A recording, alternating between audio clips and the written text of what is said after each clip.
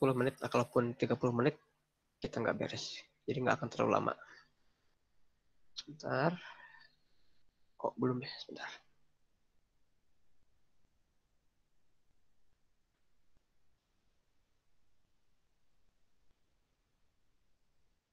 Oke.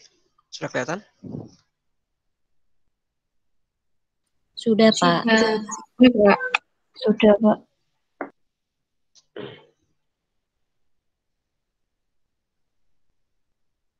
Oke.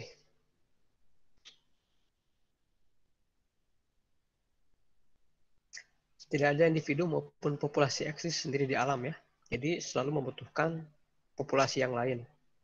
Atau dengan kata lain, selalu ada dalam bentuk komunitas. Nah, ketika suatu komunitas mengalami perubahan secara drastis atau hilang sama sekali akibat fenomena alam, misalkan kebakaran hutan, letusan gunung, glasiasi.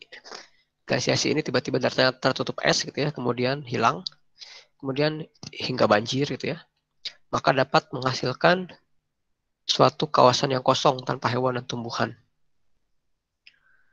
Nah,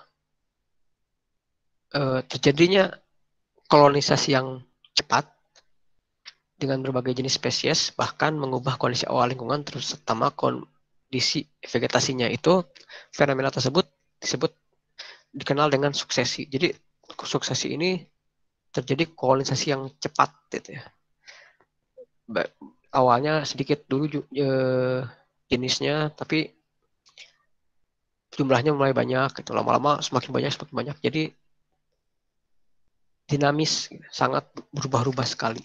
Nah, suksesi ini diterjemahkan sebagai proses universal dari perubahan vegetasi langsung selama waktu ekologis.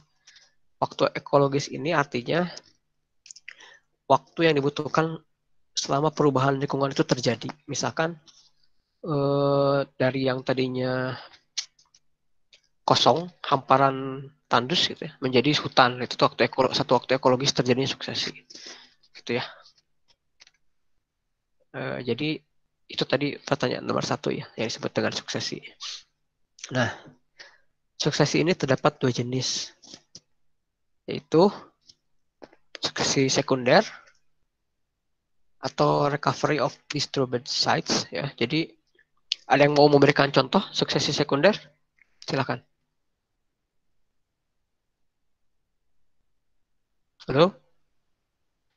Contohnya apa? Kebakaran hutan, Pak. Oke, bagus. Kebakaran hutan contohnya. Jadi mengapa kebakaran hutan disebut suksesi sekunder? Coba.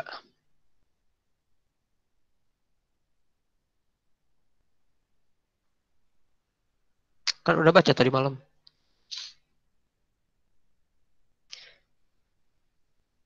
Karena menghilangkan itu Pak, menghilangkan vegetasinya hanya sebagian, tidak semuanya. Oke, betul ya, Tri. Jadi yang hilang itu sebagian, terutama yang kalau untuk kebakaran hutan yang di atas permukaannya. Nah, ini contohnya seperti ini ya. Ini terbakar semua kan, kelihatan banget hangus gitu ya, daratanya hangus. Tapi udah mulai ada yang muncul-muncul rumput, kemudian pohon-pohon kecil, kemudian ada pohon yang tidak terbakar mulai bertunas lagi. Nah, ini suksesi sekunder. Tapi komposisi vegetasi awalnya, misalkan awalnya hutan pinus gitu ya, kemudian terbakar, nah menjadi lebih beragam. Sekarang ada rumput-rumput, kemudian ada pohon-pohon yang lain yang tumbuh. Jadi mengubah komposisi dibandingkan komposisi awalnya. Tapi nanti apakah ketika stabil ekosistemnya kembali ke hutan pinus atau ke ekosistem berubah menjadi hutan yang lain, itu tergantung dari banyak faktor ya. Nah itu kita tidak bisa bilang kalau suksesi sekunder balik lagi ke hutan pinus itu nanti urusannya waktu yang membuktikan apakah balik lagi ke hutan pinus atau dia berubah menjadi vegetasi yang lain. Nah, sementara untuk suksesi primer itu contohnya biasanya letusan berapi, gunung berapi. Kenapa letusan gunung berapi itu hampir pasti menjadi suksesi primer? Karena hilang semua kawasan yang terdampak oleh laharnya. Gitu. Kalau misalkan ketika kebakaran hutan kan cuma permukaannya aja yang terbakar. Tapi ketika terjadi letusan gunung berapi itu kan tertimbun oleh lahar dingin. Lahar dingin itu kan sedingin-dinginnya lahar dingin itu panas ya. Pasir panas. Jadi zat organiknya semua mati gitu. Tumbuh-tumbuhannya mati semua. Jadi betul-betul menjadi lahan tandus. Nah, makanya ekosistemnya seolah-olah di-reset kembali ke awal. Makanya disebut suksesi primer. Mengubah sama sekali susunan vegetasinya. Bisa juga selain dari erupting volcano, letusan gunung berapi bisa juga dari retreating glacier. Misalkan glacier itu awalnya tertutupi oleh es ya, suatu dataran, kemudian glasiernya longsor. Nah, di bawahnya glasier itu biasanya tandus ya, tidak ada apa-apa. Nah, terdapat 4 hipotesis tentang suksesi. Yang paling pertama itu relay floristic ya, atau primary succession, kemudian secondary succession, kemudian komunitas subclimax ini, kemudian dikenal dengan relay floristic. Nah, modelnya ada 2 untuk relay floristic.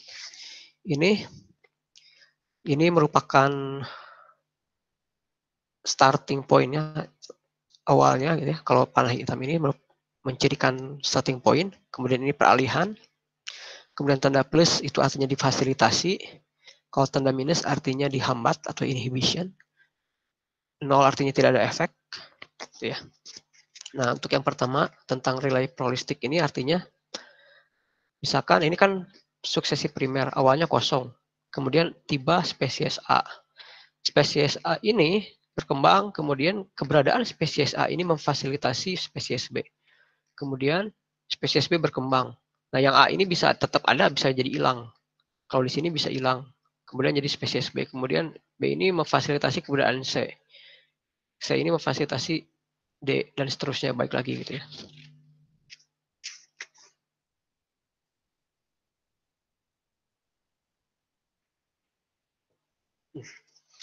Sementara untuk suksesi sekundernya, misalkan ke awalnya ABCD, kemudian hilang BCD-nya terpendam gitu ya. Kemudian yang dominan muncul menjadi A.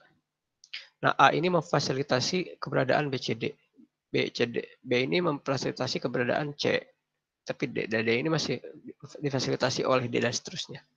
Kemana yang lainnya, yang lain struktur, misalkan tumbuhan yang ini bisa jadi ada, tetap di komunitas, bisa jadi hilang. Contohnya yang hilang itu misalkan pada saat misalkan ini yang A-nya lichen dan lumut itu ya, mendominasi suatu lahan setelah letusan gunung berapi, kemudian likennya ini lama-lama tergantikan oleh rumput, kemudian rumputnya tergantikan oleh semaknya tergantikan oleh pohon-pohon. Itu bisa jadi seperti itu ujung dari suksesinya gitu ya.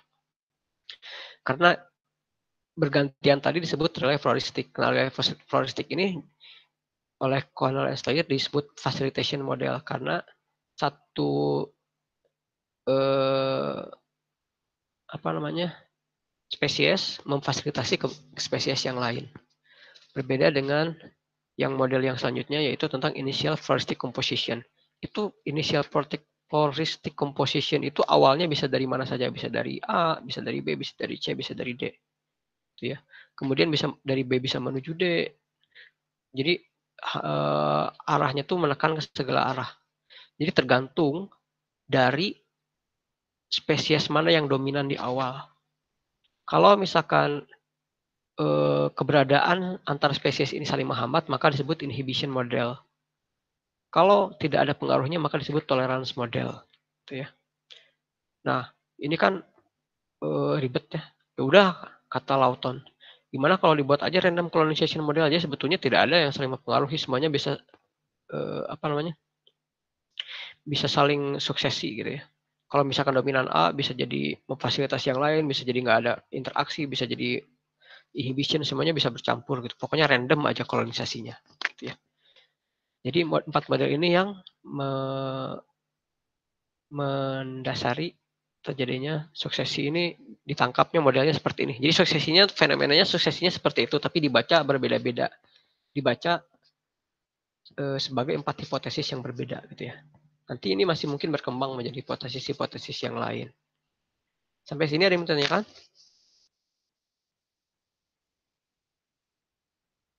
Jadi ini bukan salah satunya yang mana yang tepat, yang tidak tepat ya. Ini cuma hipotesis ya. Jadi eh, membaca fenomenanya, para ilmuwan itu membagi ke dalam 4 macam hipotesis. Nah, kondisi awal dan akhir suksesi itu berbeda. Contohnya ditulis dalam tabel ini. Ketika terkait dengan fotosintesis, ketika suksesi awal, tumbuhan yang tumbuh itu pasti tumbuhan yang kira-kira yang tahan terhadap sinar matahari atau yang tidak tahan terhadap sinar matahari. Tahan sinar matahari. Kenapa? Proses fotosintesis, Pak. Iya, proses fotosintesis. Jadi tumbuhan yang tumbuh di daerah yang suksesi, yang pertama kali early succession, suksesi awal, itu tumbuhan yang tahan sinar matahari atau tumbuhan yang tidak tahan terhadap sinar matahari?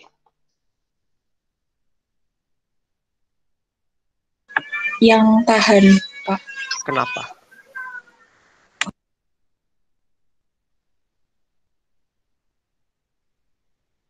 Kenapa tumbuhan yang tahan terhadap sinar matahari itu tumbuh duluan? Ayo.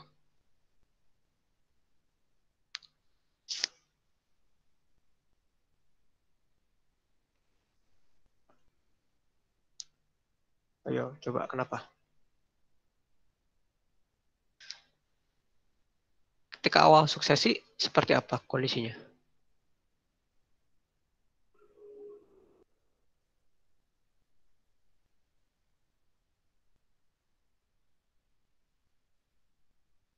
Halo? Bagaimana kondisi awal pada saat awal suksesi? Tidak seimbang. Tidak seimbang. Kasat mata terlihat seperti apa? Kosong, Pak. Gersang. Kosong. Jadi kira-kira yang tumbuh duluan itu bisa dinaungi atau enggak? Hah? Putus-putus. Iya, Pak.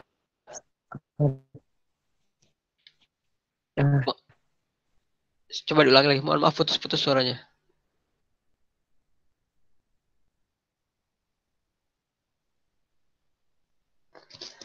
Jadi pada saat suksesi itu kawasannya kosong. Berarti tumbuhan yang di sana kena sinar matahari atau enggak? Berarti yang tidak tahan sinar matahari bisa hidup atau enggak? Kenapa? Tidak. Nah, jadi kenapa yang tumbuh duluan yang tahan sinar matahari? Karena sinar mataharinya langsung. Tidak ada yang menghalangi, Pak. Oke. Jadi karena kena sinar matahari langsung ya otomatis gitu ya. Maka yang light saturation intensity-nya high. Dia nggak ada halang-halangan, nggak ada kanopi, nggak ada naungan. Langsung light compensation point-nya tinggi. Jadi dia bisa mengkompensasi cahaya. Jadi istilahnya tahan terhadap cahaya gitu ya. Sebaliknya dia tidak efisien pada low light. Artinya dia tidak tahan terhadap naungan. Fotosintesis rate-nya tinggi karena dia terkena sinar matahari langsung. Tapi pada saat late succession, tumbuhan yang tumbuh itu kebanyakan yang light saturation intensity-nya low. Kemudian light compensation point-nya juga low. Nah, efisiensi at low light-nya high, artinya dia bisa ternaungi. Dia bisa memanfaatkan sinar matahari yang sedikit. Photosynthetic rate-nya juga rendah gitu. Contohnya, misalkan di hutan itu kan pohon yang dominan. Nah, selain pohon itu di dalamnya itu ada tumbuhan bawah, tumbuhan yang merambat, itu semuanya tumbuhan-tumbuhan yang relatif tahan terhadap naungan dari pohon-pohon yang besar, gitu, yang tertutup atau tumbuhan atau pohon-pohon yang memiliki kanopi. Gitu. Nah, lanjut terkait dengan laju respirasi. Pada tahap awal suksesi, penggunaan efisiensi penggunaan airnya, transpiration rate-nya atau laju transpirasinya pada suksesi awal itu tinggi.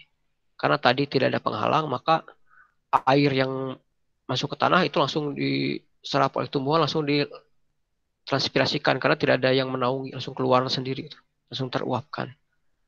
Mesophil resistance-nya low. Berbeda dengan delayed succession.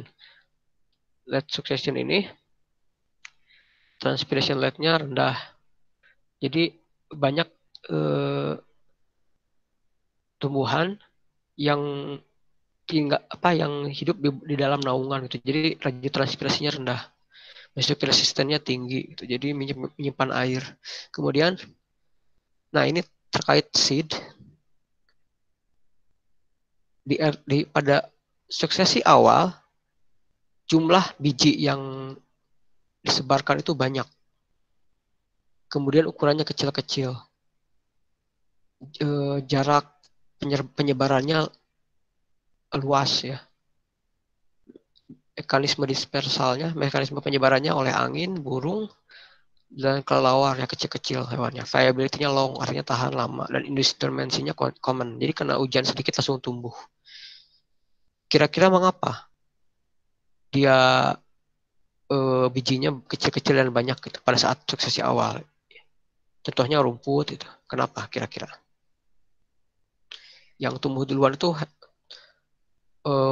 tumbuhan yang memiliki biji yang banyak dan kecil. Ayo, kenapa? Kenapa di awal suksesi tumbuhan yang mula-mula tumbuh itu selain lichen ya, tumbuhan berbiji yang mula-mula tumbuh itu bijinya kecil dan banyak. Kenapa?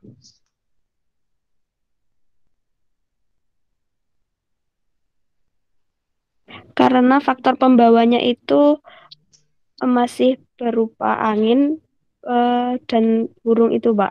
Jadi hanya mampu membawa tanaman yang bijinya kecil. Oke, bagus ya. Jadi betul ya, karena terbawa oleh angin. Tadi waktu suksesi awal kondisi lahannya seperti apa? Tandus. Tandus. Masih kosong. Kosong. Kira-kira kalau tandus dan kosong hewan-hewan mau ke sana atau enggak? Tidak, Pak. Enggak, ngapain? Enggak ada makanan, enggak ada sumber daya. Jadi yang pertama pasti dibawa oleh angin. Kemudian tumbuh. Makanya yang pertama kali menghuni itu di early succession itu pasti rumput-rumput ya yang terbawa oleh angin. Jadi sampai jauh gitu. Jadi mengkoloni area yang cukup luas, kemudian muncul-muncul rumput gitu ya. Nah, ketika rumput sudah mulai banyak, kenapa burung? Nah, ketika bijinya mulai berbunga, kemudian keluar biji dari rumput-rumput tersebut, mulai burung-burung makan di sini. Kemudian buang zat organik juga di sini kan, jadi makin subur, kemudian menyebarkan lagi ke area pulau yang lain. Kemudian mulai tumbuh semak-semak yang terbawa dari daratan utama, misalkan kalau ini ke pulau. Kemudian mulai ada kelelawar juga berburu serangga di sini.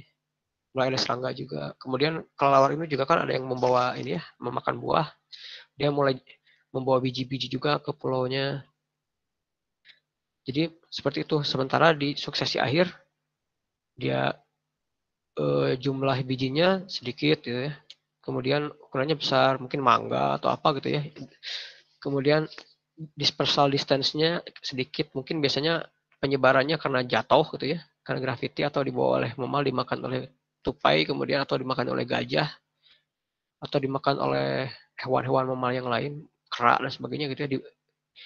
Yang jelas penyebarannya tidak seluas angin dan burung gitu ya. Viability-nya short, begitu jatuh ke tanah, dia berkecambah dan kecambahnya itu belum tentu bertahan sampai dewasa karena ternaungi oleh pohon-pohon yang dewasa. Gitu ya. Jadi industrialisnya uncommon karena dia untuk tumbuh saja sulit karena nggak ada cahaya. Gitu. Berbeda dengan ketika suksesi awal. Nah kemudian ini karakteristik yang lain. Ini resource acquisition rate-nya. Jadi untuk mengambil resource-nya tinggi ya pada awal suksesi karena dia butuh gitu ya.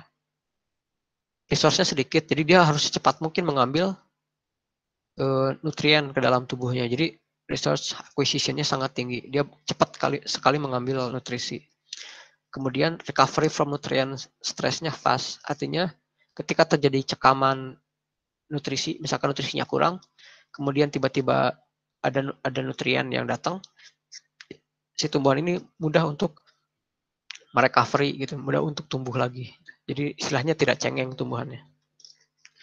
Kemudian tumbuhannya biasanya berukuran pendek-pendek ya, root to shoot ratio-nya pendek-pendek. Jadi yang tumbuh itu rumput. ukurannya juga kecil-kecil, structural strength-nya low, jadi dia bukan tumbuhan yang berkayu yang kuat. Growth rate-nya rapid, tadi karena bijinya kecil dan banyak, jadi tumbuhnya banyak. Belum lagi dia ada akar-akar geragih gitu ya, jadi dia tumbuh. Tapi maksimum lifespan-nya short. Misalkan rumput-rumput kan dia siklusnya pendek gitu. Yang penting dia koloni aja dulu, mengkoloni area suksesi dengan cepat. Nanti di suksesi akhir ketika tumbuh pohon berganti. Dia tidak perlu mengambil resource banyak-banyak karena resource-nya sudah tersedia dengan banyak di sekelilingnya. Kemudian dia recovery from nutrient stress-nya slow. Anda bisa buktikan misalkan kamu ambil pohon, anakan pohon dari hutan yang sudah stabil ya komunitasnya, kemudian Anda pindahkan ke daerah yang tandus. Kira-kira si pohonnya tumbuh nggak?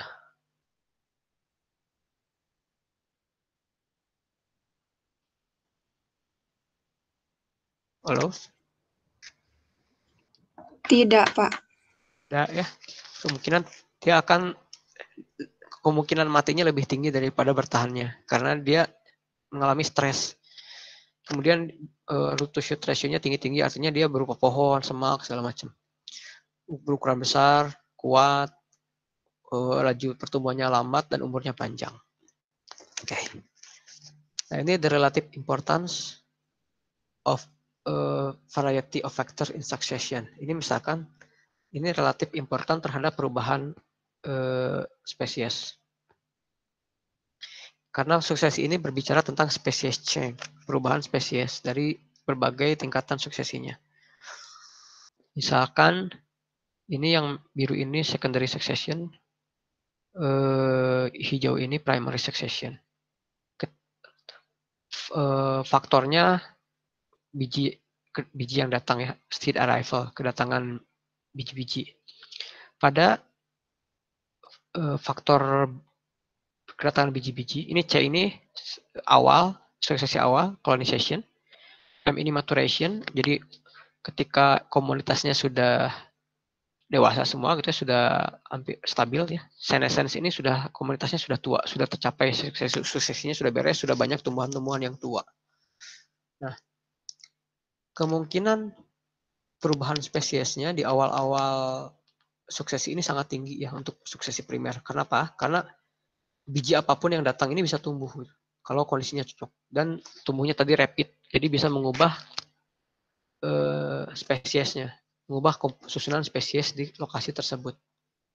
Sementara untuk faktor varied seed and vegetative propagule, untuk secondary suksesi ini lebih tinggi dibandingkan pada primary succession. Karena contohnya pada saat kebakaran hutan, misalkan ini hutan, ini kebakaran. Kan yang hilang cuma di atasnya aja. Sementara di tanah-tanahnya masih banyak biji-biji yang tertinggal, yang jatuh sebelum-sebelumnya. Nah, varied seed and vegetative propagule ini memiliki peranan penting untuk mengubah komposisi spesies di area suksesi. Ini spesiesnya itu, perubahan spesiesnya itu tergantung dari biji mana yang duluan tumbuh yang dominan. Misalkan awalnya hutan pinus, kebakaran hilang. Ini masih ada biji-bijinya. Kena hujan. Nah, kalau yang tumbuh duluan jati gitu ya, biji jati di sini yang sisa-sisanya, maka bisa mengubah komposisi yang awalnya hutan pinus jadi hutan jati gitu. Itu misalnya. Untuk primary suksesi ini rendah karena misalkan terjadi gunung berapi, ini yang di dalam tanah juga mati karena terkubur oleh lahar. Jadi sangat rendah kemungkinan perubahan spesies ketika terjadi suksesi primer gitu ya. Sementara ketika terjadi suksesi sekunder itu sangat tinggi kemungkinan perubahan spesiesnya. Nah, untuk kejadian stokastik gitu ya, misalkan kejadian badai atau apa gitu yang acak yang mengubah komunitas, itu pada saat awal suksesi dan pada saat akhir suksesi itu tinggi kemungkinannya untuk mengubah spesies pada untuk faktor stokastik event pada severe environment, pada lingkungan yang terdampak. Ini favorable event, ini lingkungan yang menguntungkan. Jadi tetap memberi pengaruh pada awal suksesi maupun tahap di akhir suksesi. Nah, untuk facilitation juga pada awal suksesi ini kemungkinan perubahan spesiesnya tinggi ya. Jadi karena tadi yang teori fasilitasi yang relay ini kan difasilitasi nih. Nah, jadinya fasilitasi antar spesies ini yang tumbuh di awal sukses ini memiliki kemungkinan yang tinggi untuk mengubah susunan spesies pada suatu lokasi. Sebaliknya pada kompetisi di awal-awal ini malah rendah. Kenapa? Karena sudah sedikit keanekaragamannya, terjadi kompetisi pula antara mereka. Jadi kecil kemungkinan untuk mengalami perubahan spesies apabila terjadi kompetisi di awal. Tinggal lihat siapa yang lebih unggul, dia yang lebih bertahan. Sampai sini jelas? Jelas, Pak. Jelas, Pak. Oke, kalau ada pertanyaan langsung ditanyakan. Yang ini saya tidak akan menjelaskan semuanya karena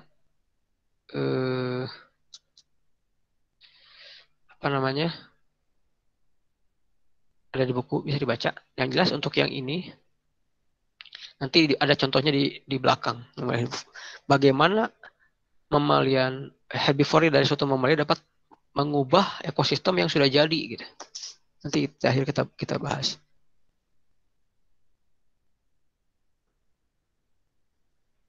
Termasuk ini juga ya, herbivore. Pokoknya yang herbivore ini terlihat tidak terlalu terdampak ya, karena low. Tapi yang ini sangat tinggi gitu. Patogen herbivore. Nah, ini tapi pada saat ini juga cukup tinggi gitu ya.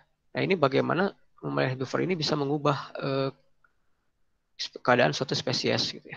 Nanti dijelaskan di akhir. Nah, ini tentang model sederhana suksesi pohon. Tadi kan di awal dijelaskan bahwa spesies A, misalkan yang duluan tumbuh itu bisa memfasilitasi spesies B. Nah, spesies A-nya bisa saja hilang atau bertahan. Nah, ini ditunjukkan di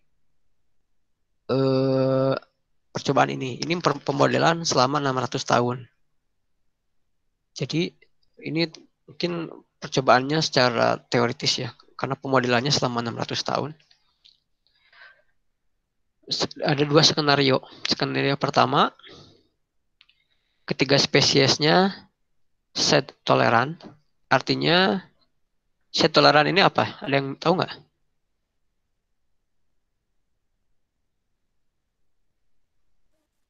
Toleran terhadap naungan, Pak. Oke, bagus.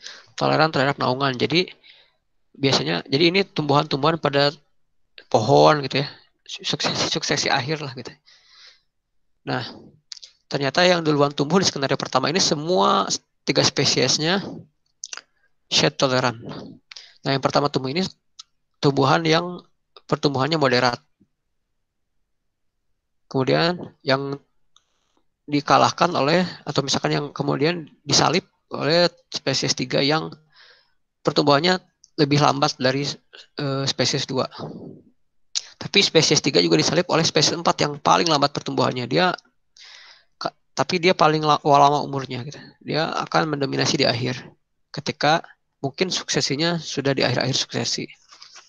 Nah, ketika ditambahkan skenario early successional species, jadi kalau yang ini kan belum terlihat ya suksesi karena semuanya spesiesnya sudah set toleran, artinya diambil dari komunitas yang sudah terbentuk sebelumnya, bukan dari suksesi. Nah, ditambahkan skenario suksesi, yaitu dengan menambahkan satu spesies yang tidak toleran terhadap cahaya atau perlu cahaya. Nah, tumbuhan ini akan tumbuh dengan cepat di awal, kemudian dia akan mati. Nah, tapi kematian ini akan memfasilitasi spesies-spesies sebelumnya. Hasilnya kurang lebih sama dengan yang ini, hanya saja di sini ada yang ini jelas lihat hilang dulu baru tumbuh spesies 2, kemudian spesies 3, kemudian spesies 4. Nah, bedanya adalah spesies 4 ini mendominasi langsung. Gitu. Kalau yang ini kan di spesies 3 dulu. Ya. Tapi di sini langsung spesies 4 ini mungkin difasilitasi oleh keberadaan spesies 1. Gitu ya. Jadi menunjukkan terjadinya fasilitasi dari tumbuhan yang tumbuh di awal suksesi. Nah, ini beberapa contoh atau studi kasus terkait dengan suksesi. Yang pertama adalah ini juga sama seperti Krakatau ya, Volcanic Island di Surtsey di Islandia. Ini dapat kita lihat masih gundul. Tapi di area sini sudah mulai ada tumbuhan. Mungkin ini lumut atau kliken, kemudian di sini mulai ada vegetasi. Nah, dari tahun 65 ke 2005 ini jumlah spesies higher plant ya, tumbuhan tingkat tinggi, Angios dan Gymnospermae itu meningkat dari yang awalnya 3 spesies ke sekitar 50-an spesies, 50 lebih. Itu ya. Ini menunjukkan terjadinya suksesi dan perubahan peningkatan jumlah spesies higher plant. Gitu ya. Tumbuhan tingkat tingginya naik terus. Nah, yang paling dominan ini Seasonwort ya. Seasonwort kelihatan namanya season, berarti dia tumbuhnya tuh di pantai season. Gitu. Jadi dari pantai dulu tumbuhnya kemudian ke atas gitu ya. Nah, contoh kasus kedua itu di Danau Michigan. Danau Michigan ini danaunya yang sangat luas ya. Kalau kalian lihat di peta Amerika itu danaunya sangat luas sekali Danau Michigan itu. Malah ada ombaknya. Kalau misalkan lagi musim tornado juga bisa sampai membawa curah hujan yang tinggi ya. Bisa mengakibatkan musibah juga. Atau bisa membeku juga gitu, mengakibatkan kedingin. Nah, Danau Michigan ini dulunya ada glacier. Tapi glaciernya hilang, kemudian menjadi dunes. Atau kalau misalkan di padang pasir itu namanya padang pasir ya. Tapi kalau padang pasirnya di pinggir laut, di pinggir danau itu namanya dunes. Tidak bisa disebut pantai ya, tapi dunes. Nah, kurang lebih kalau bentukannya seperti pantai. Jadi pasir yang di pinggir danau gitu. Itu namanya dunes. Nah, dunes ini mengalami suksesi. Pertama awalnya pada ini dilihat 25 tahun dun, 25 years old dun. Ini masih paling muda di gambar A ini. Ini mulai tumbuh rumput. Ini masih kosong. Di sini masih terendam atau terkena pasang surut danau gitu ya. Yang ini tumbuh rumput. Sementara yang B ini 150 tahun. Ini mulai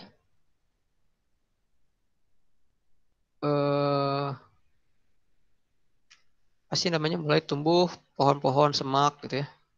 Pohon-pohon kecil. Nah, yang C ini sudah 400 tahun. Ini sudah ada pinus putih, pinus merah, udah tumbuh sini, tapi rumputnya hilang gitu. Terkena lelopati. Di sela-selanya doang ada. Sudah berubah sama sekali ekosistemnya. Ya. Ini menunjukkan berbagai tahap sukses ini awal, mungkin ini pertengahan gitu ya. Nah, silakan, ada yang mau menceritakan gambar ini nggak? Ini masih terkait yang tadi, silakan.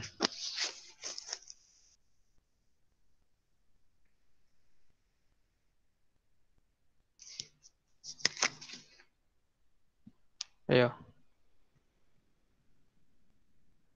Ada yang bisa membaca grafik tersebut?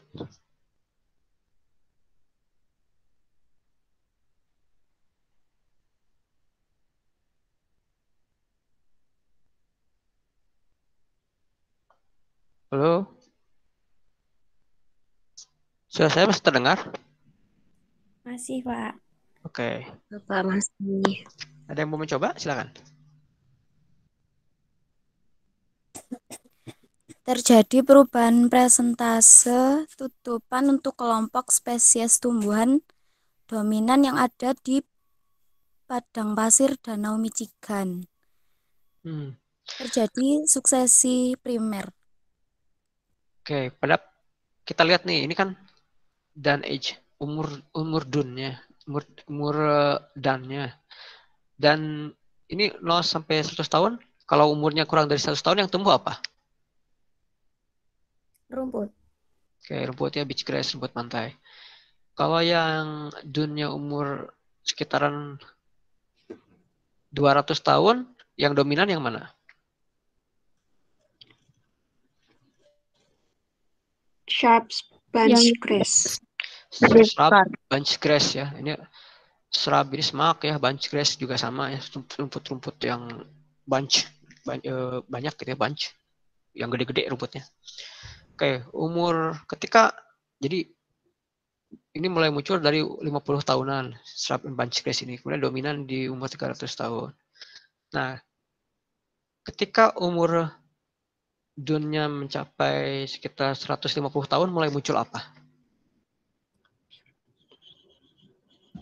Conifer trees. Oke, Pohon conifer ini cemara-cemaraan ya. Jadi cemara-cemaraan mulai muncul di 150 tahunan.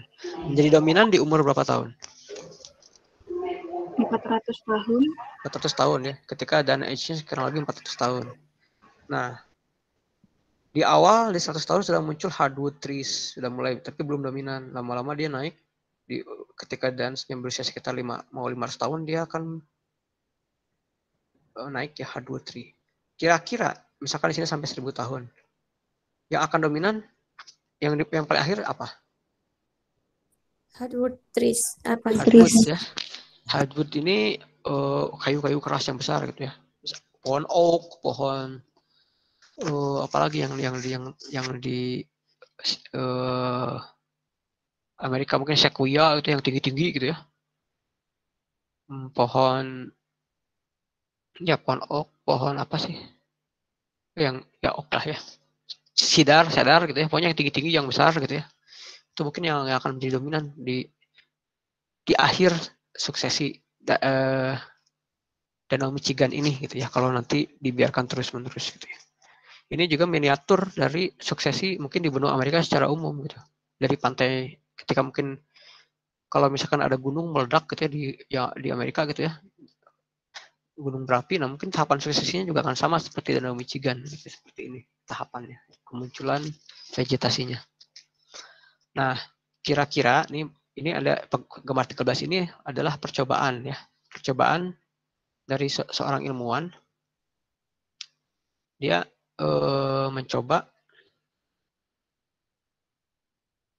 kira-kira kalau saya menanam biji red oak, red pine, white pine gitu ya, pada saat kondisi suksesi awal, misalkan saya tanam di sini gitu ya, pinus putih, pinus merah gitu ya, oak, segala macam biji di sini, kira-kira langsung tumbuh nggak, langsung loncat ke sini nggak gitu ya.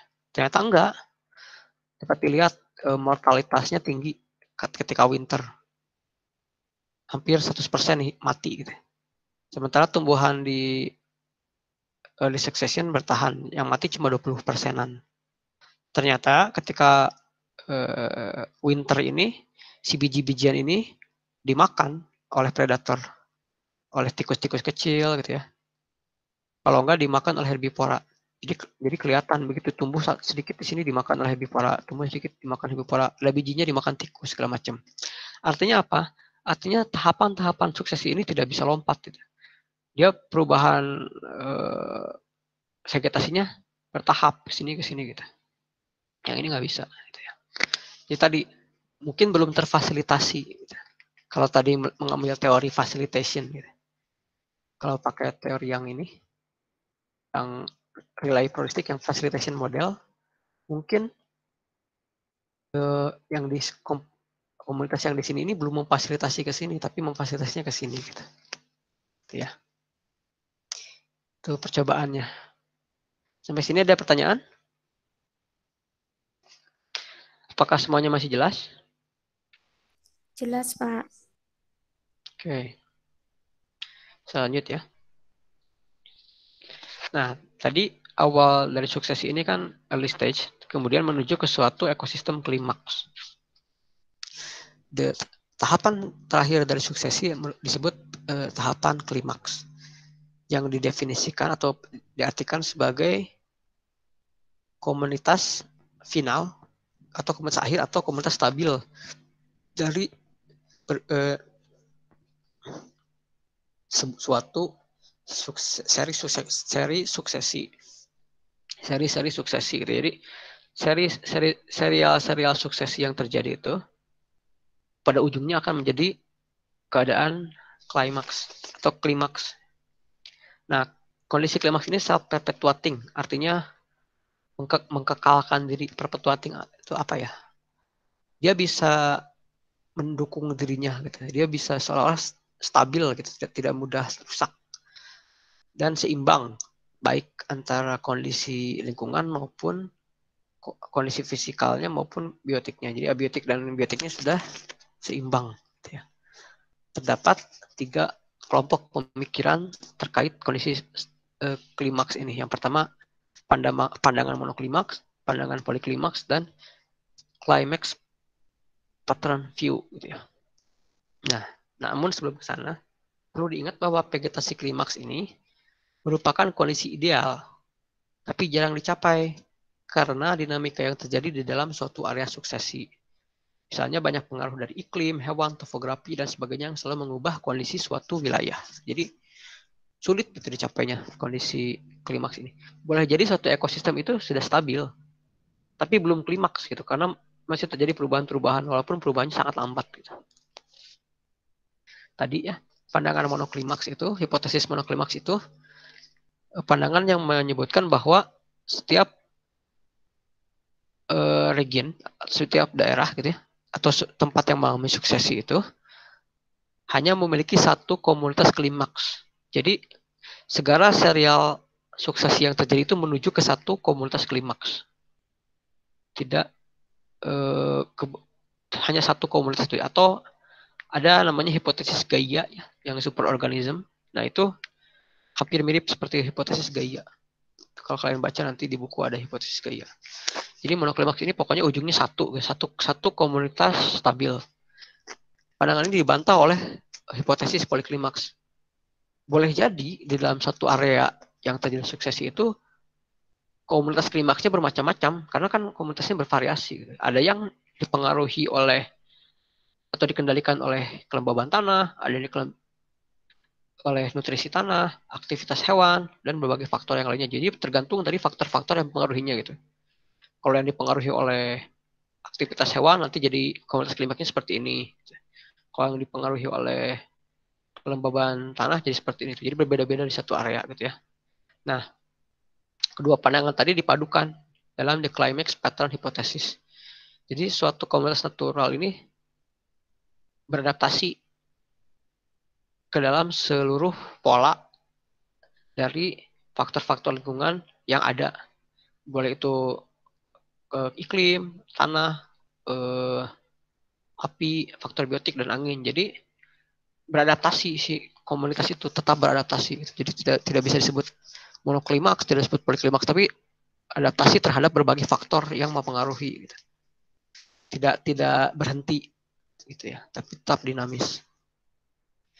Nah, contohnya ini bagaimana faktor biotik mempengaruhi suksesi tumbuhan. Misalkan ini tahun 92 ke 93, Maret ke November. Persen tutupan rumput yang ini awalnya 20%-an, itu 20 kurang, itu menurun ketika ada walabi yang merumput atau memakan rumput atau grazing di sana gitu ya. Sementara di area yang tidak terjadi grazing, ketutupan rumputnya meningkat jauh sampai hampir 80%. Jadi kalau ada kanguru ya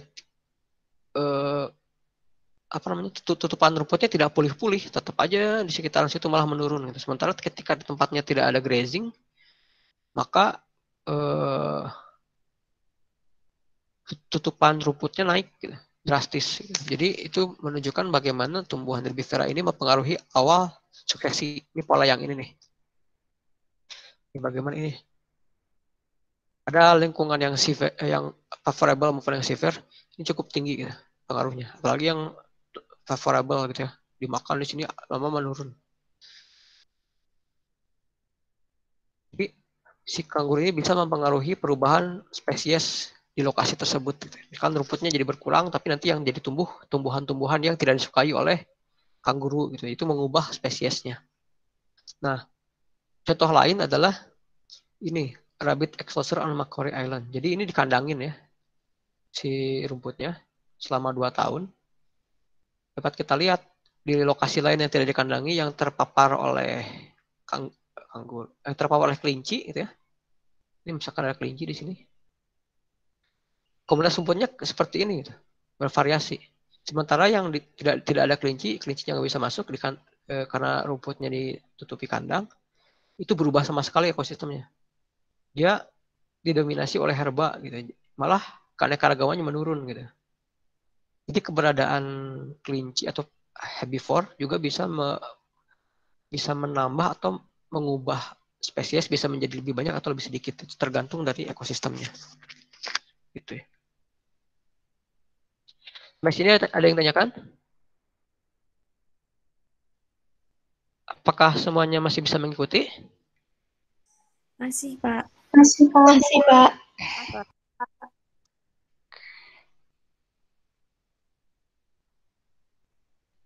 Oke, sorry. Semuanya bisa mengikuti?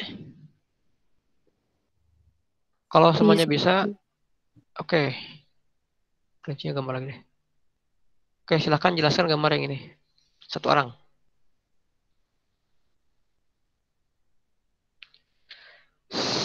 Coba Diana Adining, coba.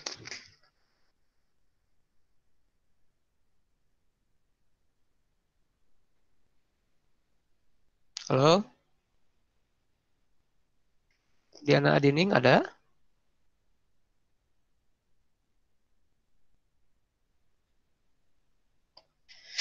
Oke, tidak ada ya. Yang lain? Oke, Eka silahkan. Jadi itu ada rumputan yang di tempat terbuka sama ada juga yang dikandangin sendiri. Nah, rumput yang di tempat terbuka itu dia dimakani sama kelinci, sedangkan yang di dalam kandang itu tidak dimakan sama kelinci. Kemudian beberapa tahun kemudian yang di tempat terbuka itu rumputnya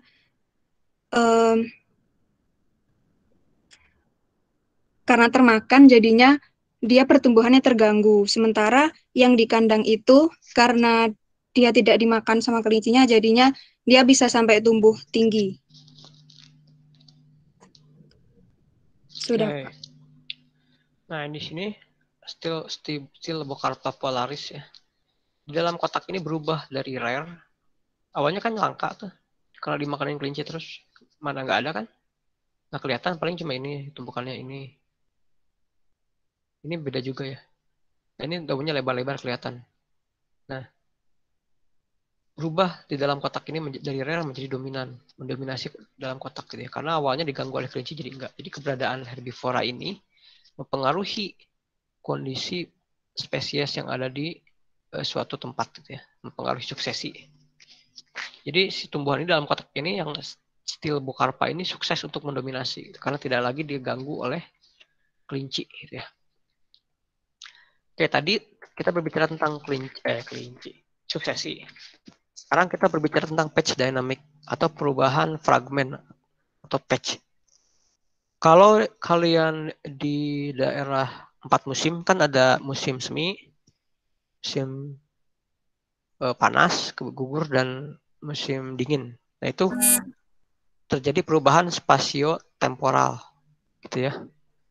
Misalkan padang rumput awalnya waktu musim semi itu hijau, mulai muncul gitu ya. Kemudian pada saat musim panas dia hijau sekali gitu ya. Kemudian pada saat musim gugur dia mulai menguning menjadi orange. Kemudian pada saat musim dingin dia mati semua, jadi barren land. Nah, itu ketika perubahan terjadi dalam satu landscape atau suatu bentang alam, ya, maka itu disebut patch dynamic. Itu perubahannya berulang terus seperti itu. Ya, tahapan-tahapannya itu bisa mirip suksesi, gitu, tapi tidak terjadi dalam jangka waktu yang lama, tapi dalam jangka waktu yang relatif lebih singkat daripada suksesi, dan terjadi dalam siklus. Itu yang membedakan suksesi yang tadi karena gangguan dengan patch dynamic, gitu ya. Nah, ini juga disebut dynamic, bisa disebut suksesi karena terjadi perubahan, ini seperti suksesi karena terjadi perubahan vegetasi gitu ya. Contohnya pada Kaluna, tumbuhan Kaluna vulgaris gitu ya. Dan ini Cladonia ini lichen. Sementara Arctostaphylos ini berry ya, tumbuhan berry. Salah satu jenis berry.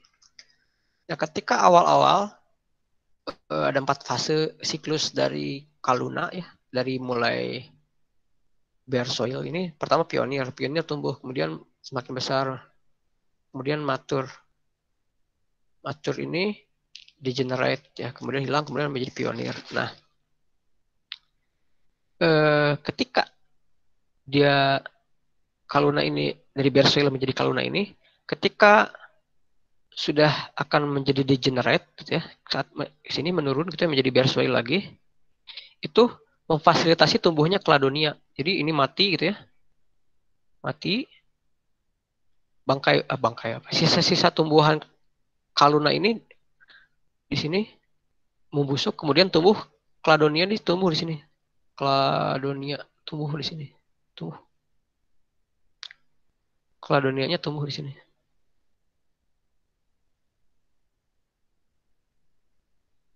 Tumbuh misalkan di sekelilingnya. Kemudian menjadi bare soil dulu. Hilang. Cladonianya hilang. Tandus gitu ya. Kemudian muncul pionir. Di sini muncul pionir. Gitu ya. Nah, pada saat mau menjadi Kaluna dewasa lagi, muncul Arctostaphylos. Mungkin di sini muncul Arctostaphylos. Gitu ya. Di sini Arctostaphylos.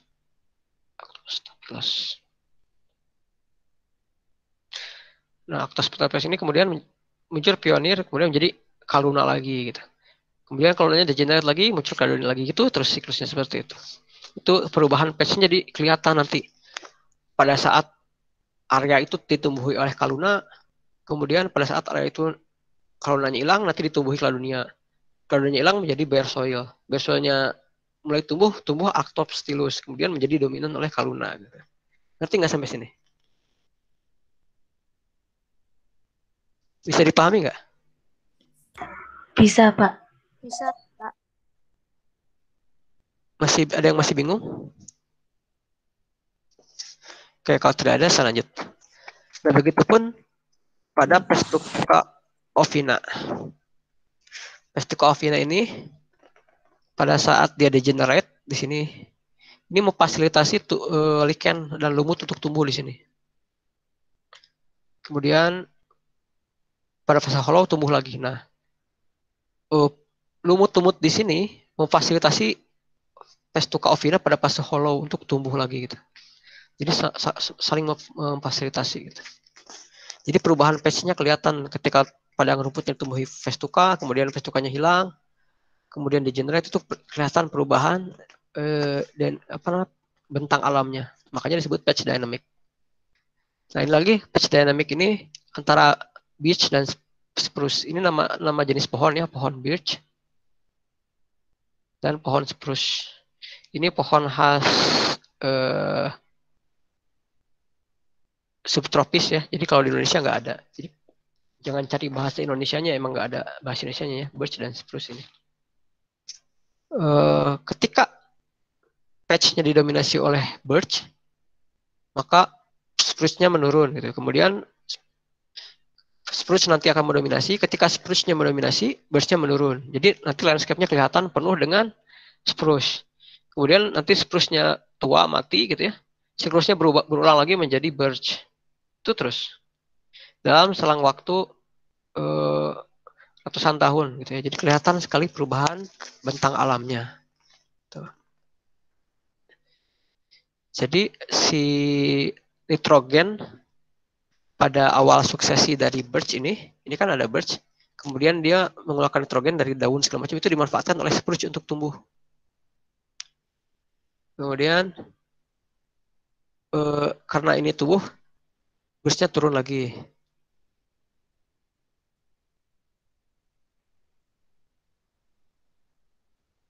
Karena ketika pohon spruce tumbuh ini, birch ini menjadi berkurang karena birch ini merupakan shade intolerance. Jadi dia tidak bisa tumbuh kalau dinaungi oleh spruce, makanya dia berkurang drastis. Nanti spruce-nya hilang gitu ya, menua, ketika sudah mulai ada sinar matahari yang masuk lagi, dia naik lagi drastis gitu. Naik lagi gitu ya. Itu perubahan lanskap hutannya dari pohon birch dan pohon spruce. Tuh. Sampai sini ada yang menanyakan? Apakah semuanya jelas? Pak mau bertanya. Oke, silakan Dewi. Itu kan tadi kan yang pohon birch ya Pak.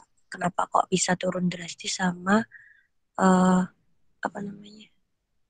Sama naik drastis. Nah, kalau yang pohon spruce itu kenapa kok bisa apa ya Pak ya? Itu kok bisa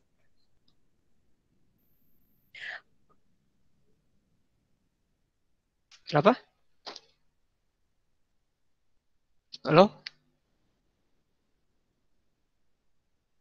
Dewi? Masih di situ? Keluar, Pak. Oh, Dewi Hajar keluar, Pak. ya sudah. Untung saya record ya. Oke, nanti kalau Dewinya masuk lagi saya jawab aja ya. Jadi nanti kasih tahu Dewi ya. Jadi birch ini relatif tumbuhnya lebih cepat dan ukurannya lebih kecil daripada spruce. Ya, makanya dia number per hektarnya tinggi. Sementara spruce ini rendah karena pohonnya lebih besar. Ya. Ketika birch ini tumbuh, dia menggugurkan daunnya kan, birch ini nanti mendekomposisi daunnya ini menjadi sumber nitrogen bagi spruce untuk tumbuh.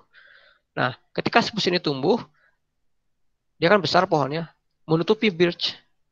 Ketika menutupi ini, birch ini menjadi turun jumlahnya karena birch ini harus terkena sinar matahari, tidak tahan naungan. Maka drastis turun. Karena hutannya didominasi oleh spruce. Spruce ini kan juga lama-lama tua. Kemudian tumbang gitu ya. Nah, ketika tumbang ini ada gap, ada celah, birch ini dengan cepat tumbuh.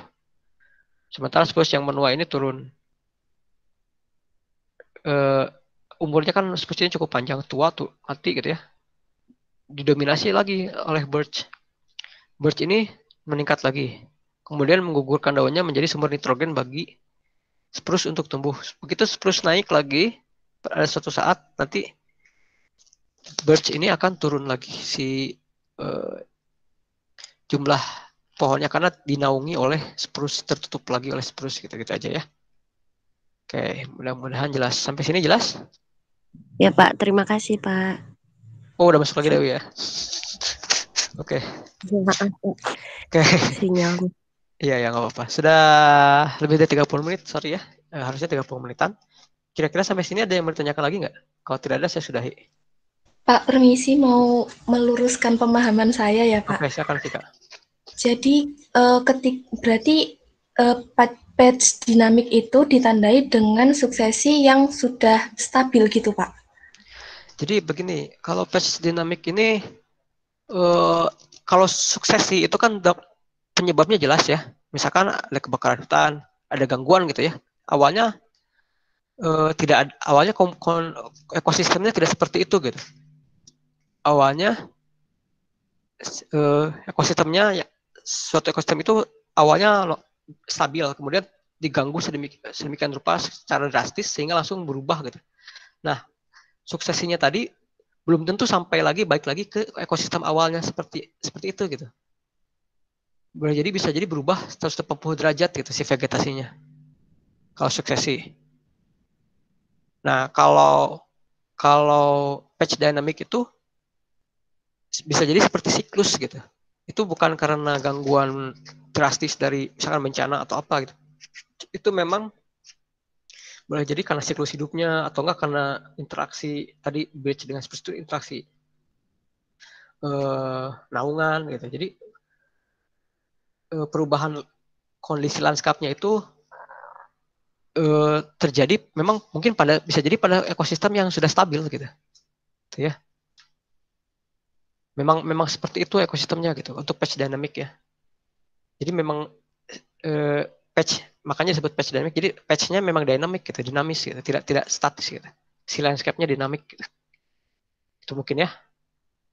Mungkin nanti Vika bisa baca lagi, mungkin bisa pemahaman saya seperti itu, mungkin nanti saya salah, nanti coba diluruskan. Tapi pemahaman saya seperti itu gitu ya. Baik Pak, terima kasih. Oke. Ada lagi yang lain? Oke, kalau tidak ada, cukup kayaknya ya. Cukup lah ya. Kalau Iya, misalkan, Pak. oke, kalau misalkan, bentar saya stop sharing dulu.